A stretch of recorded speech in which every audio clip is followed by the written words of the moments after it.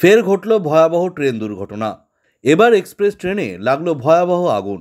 দাউ দাউ করে জ্বলতে থাকলো ট্রেনের 3টি কামরা। ভয়াবহ এই অগ্নিকাণ্ডের ফলে ব্যাপক ক্ষয়ক্ষতি। চলছে জোর কদমে উদ্ধার কাজ।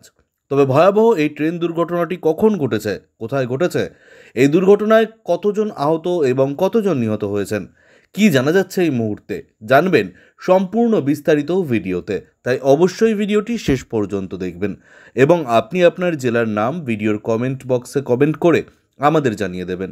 আপনার জেলার নতুন কোনো খবর বেরিয়ে এলে আমরা আপনাকে জানিয়ে দেব।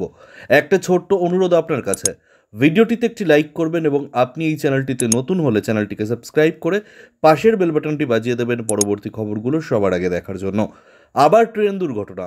এবার অন্ধ্রপ্রদেশের বিশাখাপত্তনম স্টেশনে দাঁড়িয়ে থাকা একটি ট্রেনে আগুন লাগলো। দাউ দাউ করে জ্বলছে 3টি কামরা। কিভাবে আগুন লেগেছে তা এখনও স্পষ্ট নয়। আগুন লাগার সঙ্গে সঙ্গে এক্সপ্রেসের কামরা খালি করে দেওয়ার কাজ শুরু করলেন রেলকর্মীরা। এখনও পর্যন্ত হতাহতের কোনো খবর মেলেনি। সংবাদ মাধ্যম সূত্রে খবর, রবিবার সকালে কোরবা এক্সপ্রেস বিশাখাপত্তনম স্টেশনে এসে পৌঁছানোর পরই দুর্ঘটনা ঘটে। প্রত্যক্ষদর্শীদের কথায় ট্রেন স্টেশনে থামার পর যাত্রীরা একে একে নামছিলেন। সেই সময়ই আচমকা একটি বাতানুকূল কামরায় আগুন ধরে যায়। সেই আগুন দ্রুত ছড়িয়ে পড়ে পাশের কামরাগুলিতেও। কালো ধোঁয়ায় ঢেকে যায় স্টেশন চত্বর। জানা গিয়েছে কোরবা বিশাখাপত্তনম এক্সপ্রেসের A1 কামরায় প্রথমে আগুন দেখতে পান যাত্রীরা। তারাই খবর দেন রেল কর্তৃপক্ষকে। সেই আগুন B6 এবং B7 কামরায় ছড়িয়ে পড়ে। ঘটনাস্থলে আসেন রেলকর্মীরা। দ্রুত ট্রেনের সব কামরা খালি করে দেওয়া হয়। তারপর ট্রেনটিকে স্টেশন থেকে সরিয়ে নিয়ে যাওয়া হয়।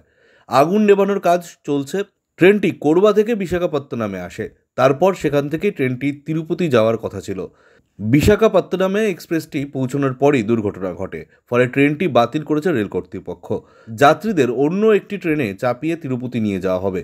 এই অগ্নিকাণ্ডের জেরে কোনো হতাহতের ঘটনা ঘটেনি বলেই জানিয়েছে রেল কর্তৃপক্ষ।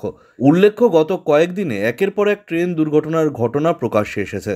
এক্সপ্রেসের সঙ্গে মালগাড়ির ধাক্কা, লাইনচ্যুত মালগাড়ি, এমন নানা ঘটনা ঘটেছে। প্রাণহানিও হয়েছে।